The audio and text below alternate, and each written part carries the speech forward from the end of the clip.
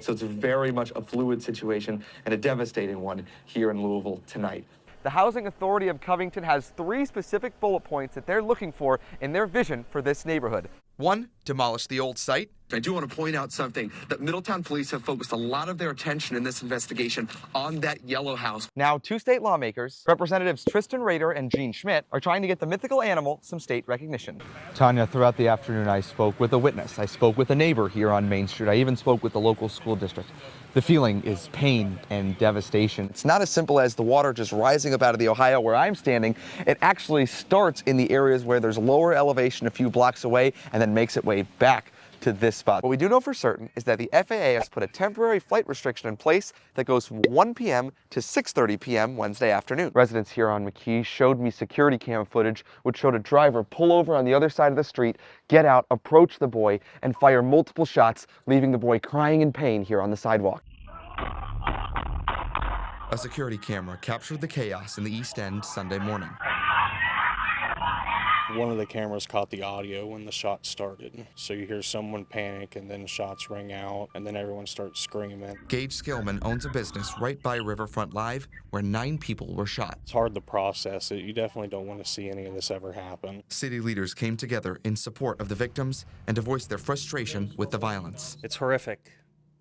It's unconscionable. What I've said time and time again, if you have a gun, your top priority needs to be responsible ownership. Cincinnati Interim Police Chief Adam Henney said 500 to 600 people were at Riverfront Live when the shooting happened. Of the 9 people injured, the chief said they're all stable. We are going to bring whatever resources we can in, whatever we need to do to find out who or persons were responsible for this incident. Sunday afternoon, the venue put out a statement saying they're devastated by the violence and thanking the first responders who jumped into action. Hours after the shooting, I spoke with the venue's owner. I don't think it sunk in until the last couple hours is just how helpless and just how scary it is, because you're helpless. There's nothing you can do. Timothy Jordan said he was at the venue when the shooting happened. We learned from social media that the event was a birthday celebration. I asked Jordan about security inside his venue. Everybody searched at the door. We know they came through the door. We go hands-on, we pat down, we have the metal detectors, but did they throw it over a fence? Did they walk around back?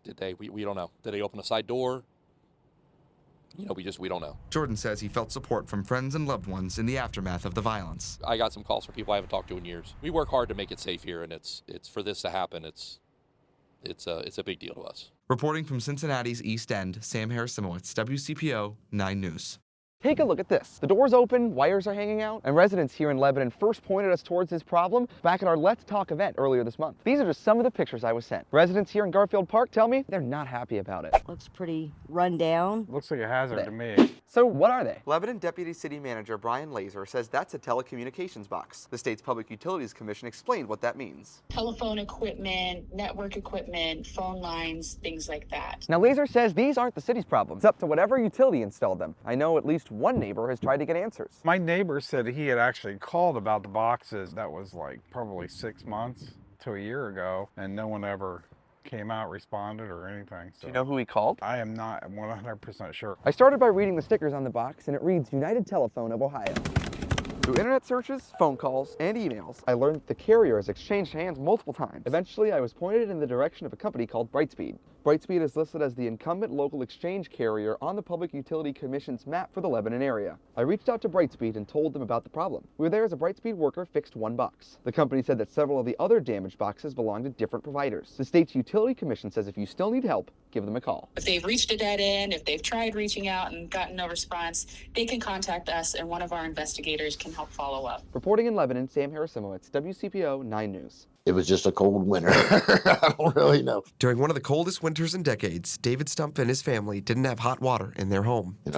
We're on a fixed income and we just don't earn a lot of money. Hot water, we had to boil water and stuff, so for dishes and baths and stuff. A Bethel police officer learned the family needed help. My dad told him their hot water heater was broken. The officer reached out to a local church. Help was just a phone call away.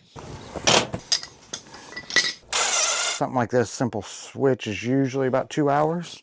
John Hopper answered the call, the founder of the local nonprofit 3 Nails Management Services, which takes applications or referrals to help people in need. I first met Hopper after he helped out a woman with damaged water lines in December. Since our story aired, Hopper said interest in his nonprofit surged. So we definitely had influx and people reaching out, just One, wanting to know kind of what we do. Another influx that we seen was contractors who wanted to work with us. On Wednesday, his focus was on getting the Stump family hot water again. Is this the last part?